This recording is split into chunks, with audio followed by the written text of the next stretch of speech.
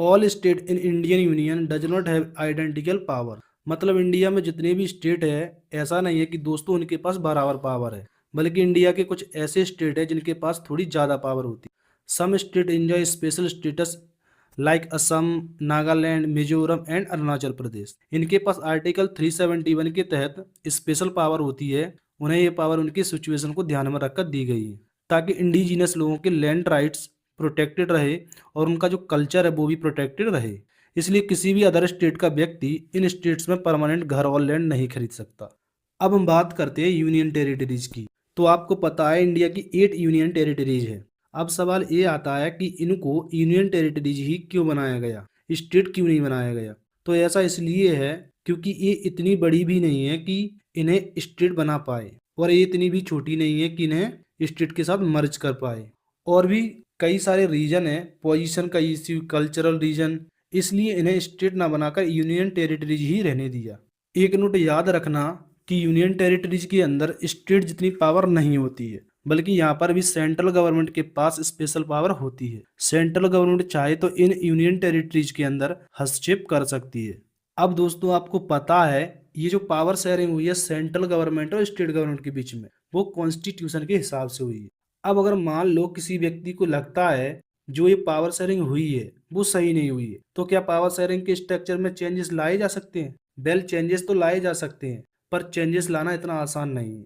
क्योंकि पहली बात तो ये है, अगर चेंजेस लाने हैं तो पार्लियामेंट के दोनों हाउसेस, अपर हाउस और लोअर हाउस के टू थर्ड मेंबर के अप्रूवल चाहिए होता है। केवल इतना ही नहीं, इसके अलावा इंडिया की एटलीस्ट आधी स्टेट लेजिस्लेचर यानी कि कम से कम 14 स्टेट लेजिस्लेचर से भी अप्रूवल चाहिए होगा, तब जाके कहीं इस पावर शेयरिंग के इस फेडरल स्ट्रक्चर में चेंजेस लाया जा सकता है।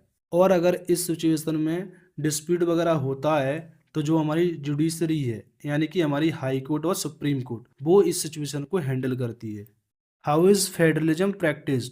तो दोस्तों केवल ऐसा नहीं है कि कॉन्स्टिट्यूशन में प्रोविजंस लिखी हुई है इसलिए हमारा फेडरलिज्म सक्सेसफुल है और अच्छे से काम कर पा रहा है, बल्कि हमारा फेडरलिज्म इसलिए भी सक्सेसफुल है क्योंकि हमारे इंडिया में इतनी डाइवर्सिटी होने के बावजूद भी हम फेडरलिज्म की मदद से एक साथ खुशी खुशी रह पाते हैं।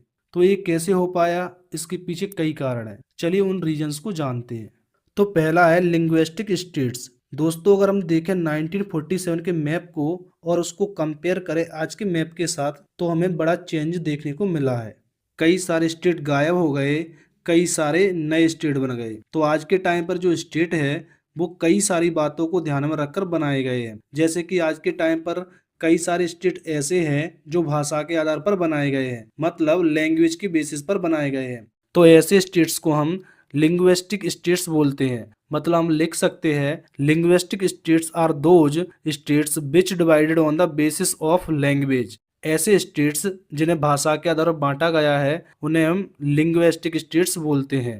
अब सवाल ये आता है कि लिंग्विस्टिक स्टेट्स बनाने की जरूरत क्या थी। तो ऐसा इसलिए क्योंकि इंडिया में अलग अलग लैंग्वेज बोलने वाले लोग रहते हैं, तो वो अपनी अपनी स्टेट्स में खुशी खुशी रह पाए, तो इसलिए जो है लिंग्विस्टिक स्टेट्स बनाए गए। इससे जो है कंट्री की यूनिटी भी बनी रहेगी और एडमिनिस्ट्रेशन करना भी आसान हो जाएगा, यानी कि कंट्री को चलाना भी आसान हो जाएगा।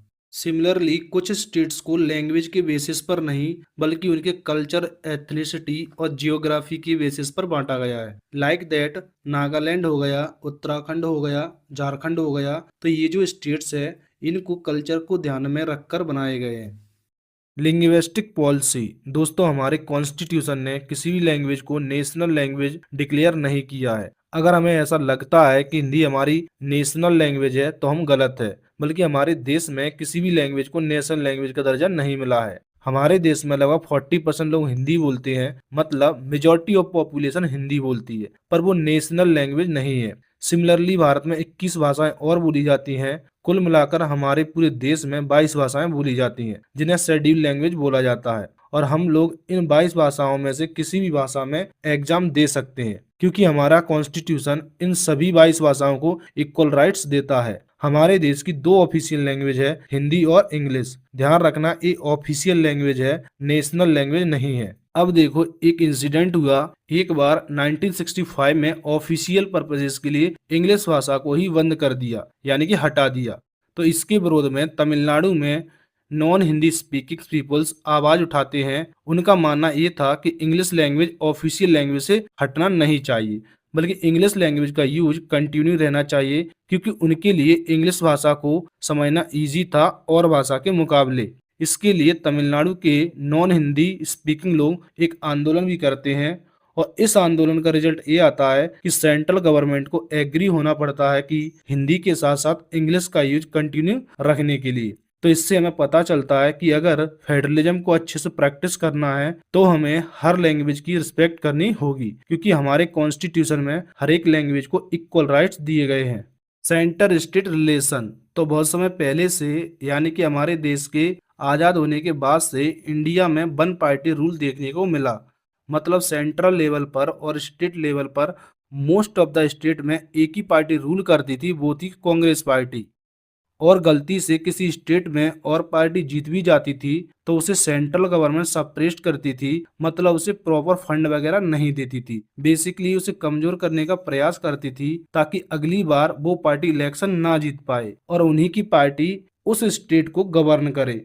तो इस तरह का सिस्टम इंडिया में कई सालों तक चलता है। बट फिर 1990 में क्या होता है, कोलोइजन गवर्नमेंट का कॉन्सेप्ट आता है, क्योंकि 1990 में किसी एक पार्टी को क्लियर मेजोरिटी नहीं मिली थी। इसलिए अलग अलग पार्टीज मिलकर कोलोइजन गवर्नमेंट फॉर्म करती हैं मेजोरिटी के कट ऑफ को क्रॉस करने के लिए और सेंटर पर अपनी गवर्नमेंट फॉर्म करने के लिए। तो इस तरीके से जब कोलोइजन गवर्नमेंट का सिस्टम शुरू हुआ तो सेंट्रल गवर्नमेंट और स्टेट गवर्नमेंट के बीच में रिलेशन अपने आप अच्छे होते गए, क्योंकि सेंट्रल गवर्नमेंट को एक डर हमेशा रहेगा कि अगर उन्होंने किसी स्टेट की रूलिंग पार्टी को सप्रेस्ट करने का या उसे डिसमिस करने का प्रयास किया या फिर रिलेशन खराब किए तो अगली बार जब कोलोइजन फॉर्म करने की नौबत आएगी तब वो रूलिंग पार्टी उन्हें अपना सपोर्ट नहीं देगी। तो इस डर के कारण सेंट्रल गवर्नमेंट को स्टेट गवर्नमेंट की वैल्यू समझ में आने लगी और सेंटर और स्टेट के बीच में रिलेशन अपने आप बेहतर होते चले गए। और फेडरलिज्म भी यही कहता है कि अगर किसी कंट्री में सेंटर और स्टेट गवर्नमेंट के बीच में रिलेशन अच्छे नहीं है तो उसे हम आइडियल फेडरलिज्म नहीं मानते। आइडियल फेडरलिज्म हम उसे मानते हैं जिसमें सेंटर और स्टेट गवर्नमेंट के बीच अच्छे रिलेशन होते हैं।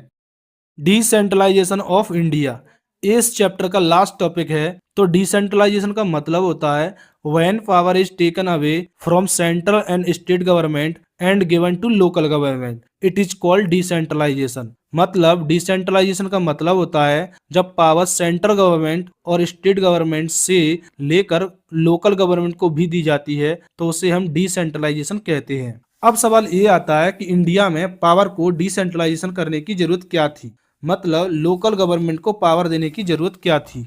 तो देखो, हमारी जो कंट्री है इंडिया, वो एक बहुत बड़ी कंट्री है। तो इतनी बड़ी कंट्री में एक छोटे से एरिया में क्या प्रॉब्लम है, वहाँ कौन कौन से इश्यूज है, उन्हें केवल लोकल लेवल ही अच्छे से समझ सकता है और उन्हें सेटल कर सकता है, क्योंकि लोकल गवर्नमेंट को ही बेटर अंडरस्टैंडिंग होती है वहाँ के किसी लोकल एरिया की और उसमें चल रही समस्याओं की। इसलिए जो है डिसेंट्रलाइजेशन का कंसेप्ट इंट्रोड्यूस किया गया और लोकल गवर्नमेंट को भी पावर दी गई। पर दोस्तों, कहने के लिए डिसेंट्रलाइजेशन हो गया था, मतलब कहने के लिए पावर दे दी गई थी, पर एक्चुअल में लोकल लेवल के पास सही से पावर नहीं आई थी। मतलब डिसेंट्रलाइजेशन सही से उतना इफेक्टिव नहीं हुआ था। लेकिन फिर क्या होता है, 1992 में डिसेंट्रलाइजेशन से संबंधित कई सारे स्टेप्स लिए जाते हैं। क्या स्टेप लिए जाते हैं? पहला, लोकल लेवल पर इलेक्शन को रेगुलरली हेल्ड कराना कॉन्स्टिट्यूशनली मैंडेटरी कर दिया जाता है। मतलब पहले इलेक्शन तो होते थे पर रेगुलर बेसिस पर नहीं होते थे, लेकिन अब जो है इलेक्शन को मैंडेटरी कर दिया गया लोकल लेवल पर। दूसरा स्टेप लिया जाता है बैकवर्ड क्लासेस के लिए। मतलब जो बैकवर्ड क्लासेस होती है लाइक SC ST और OBC, उनके लिए सीटें रिजर्व कर दी जाती हैं। तीसरा स्टेप लिया जाता है महिलाओं के लिए। मतलब कि जो महिलाएं होती हैं उनके लिए 1/3 सीटें रिजर्व कर दी जाती हैं। फोर्थ स्टेप लिया जाता है, मतलब एक इंडिपेंडेंट कमीशन बनाया जाता है, यानी कि स्टेट इलेक्शन कमीशन बनाया जाता है, जिसका काम था लोकल लेवल पर यानी कि पंचायत और म्युनिसिपैलिटीज के इलेक्शन को कंडक्ट करवाना। फिफ्थ स्टेप लिया जाता है, ये मैंडेटरी कर दिया जाता है कि ये जो स्टेट गवर्नमेंट है वो लोकल गवर्नमेंट के साथ पावर तो शेयर करेगी ही करेगी, पर उसके साथ साथ रेवेन्यू भी शेयर करेगी। तो ये जो स्टेप लिए गए डिसेंट्रलाइजेशन के लिए, उससे पता है क्या हुआ, जो थर्ड ईयर था इंडियन डेमोक्रेसी का वो काफी पावरफुल हो गया और काफी इफेक्टिव हो गया। अब हम पढ़ते हैं जो लोकल गवर्नमेंट होती है वो कितने टाइप्स की होती है। तो लोकल गवर्नमेंट टू टाइप्स की होती है। पहली लोकल रूरल गवर्नमेंट जो कि गांव में होती है, जिसको पंचायती राज भी बोला जाता है। और दूसरी होती है अर्बन लोकल गवर्नमेंट जो कि शहरों में होती है, जिसे म्युनिसिपैलिटीज बोला जाता है। तो सबसे पहले हम बात करते हैं लोकल रूरल गवर्नमेंट की, यानी कि पंचायती राज की। तो जो अलग अलग गांव होते हैं उनमें होती है ग्राम पंचायत। ये अकेले गांव की भी होती है या फिर दो तीन गांव को मर्ज करके भी एक ग्राम पंचायत बना दी जाती है।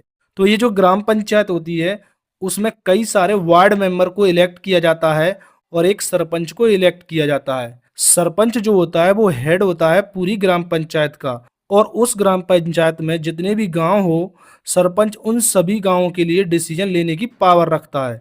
तो ऐसे ही अलग अलग ग्राम पंचायतों से मिलकर बनती है एक पंचायत समिति, जिसे ब्लॉक समिति और मंडल समिति भी बोला जाता है। और ऐसे ही अलग अलग पंचायत समिति से मिलकर बनता है एक जिला परिषद। जिला परिषद जो कि सबसे ऊपर होता है। तो अगर हम पंचायती राज का स्ट्रक्चर बनाएं तो वो हमें कुछ इस तरीके से दिखेगा। सबसे नीचे आती है ग्राम पंचायत जो कि विलेज स्तर पर होती है, जिसका हेड होता है सरपंच। उससे ऊपर आती है पंचायत समिति जो कि ब्लॉक लेवल पर होती है, और सबसे ऊपर आती है जिला परिषद जिसका हेड होता है जिला परिषद चेयरपर्सन। तो ये तो बात हुई रूरल एरिया की। अब हम बात करते हैं अर्बन एरिया की, यानी कि अर्बन लोकल गवर्नमेंट की। तो जो बड़ी बड़ी सिटीज होती हैं उनमें होती है म्युनिसिपल कॉरपोरेशन, और जो टाउन होते हैं यानी कि जो कस्बे या छोटे छोटे शहर होते हैं उनमें होती है म्युनिसिपालिटीज। म्युनिसिपल कॉरपोरेशन का जो पॉलिटिकल हेड होता है उसको हम कहते हैं मेयर, और म्युनिसिपालिटीज का जो पॉलिटिकल हेड होता है उसको हम कहते हैं म्युनिसिपालिटी चेयरपर्सन। तो यहाँ तक हमने लोकल गवर्नमेंट के स्ट्रक्चर के बारे में बहुत अच्छे से पढ़ा। तो यहाँ से हमें एक बात तो क्लियर हो गई, ये जो डिसेंट्रलाइजेशन का स्टेप लिया गया था वो एक बहुत बड़ा डिसीजन था और एक अच्छा डिसीजन था, क्योंकि डिसेंट्रलाइजेशन की मदद से आम लोगों की आवाज गवर्नमेंट तक ज्यादा बेहतर तरीके से पहुंच पाई। इसके अलावा महिलाओं को भी रिप्रेजेंटेशन मिला। इनफैक्ट टोटली अगर हम देखें मतलब महिलाओं और पुरुष दोनों को मिलाकर, तो हमारे इंडिया में लगभग 36 लाख इलेक्टेड रिप्रेजेंटेटिव है लोकल लेवल पर। ये नंबर कई कंट्रीज की पॉपुलेशन से भी ज्यादा है। डिसेंट्रलाइजेशन की मदद से इंडियन डेमोक्रेसी और ज्यादा डीपन हो जाती है, यानी कि गहरी हो जाती है, या हम कह सकते हैं और ज्यादा मजबूत हो जाती है।